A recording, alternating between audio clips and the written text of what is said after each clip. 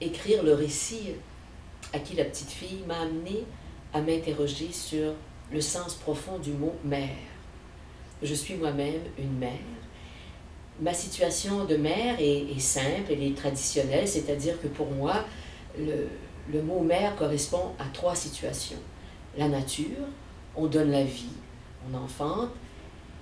La loi, c'est-à-dire que la mère a des obligations légales de s'occuper d'un enfant, des responsabilités et des sentiments.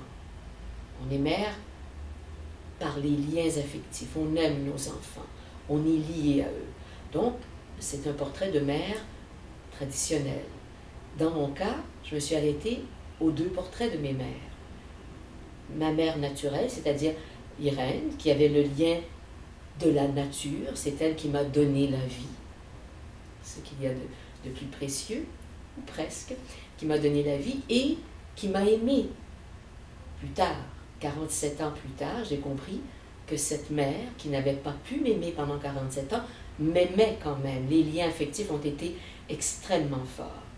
Dans le cas de ma mère adoptive, elle n'était pas mère de nature, elle était mère par la loi, c'est-à-dire que l'adoption a été signée légalement, elle s'est engagée avec mon père, évidemment, à prendre soin de moi.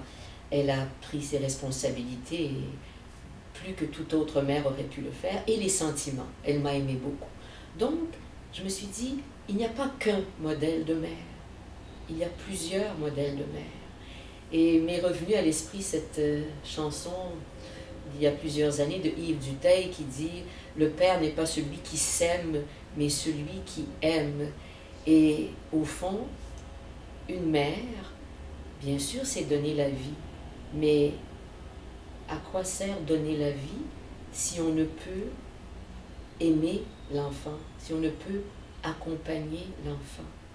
Alors je pense qu'on pourrait dire simplement qu'une mère, que ce soit par nature, que ce soit par adoption, est tout simplement celle qui est là le plus longtemps possible, celle qui aime inconditionnellement, celle qui veut que son enfant, fille ou garçon, soit heureux.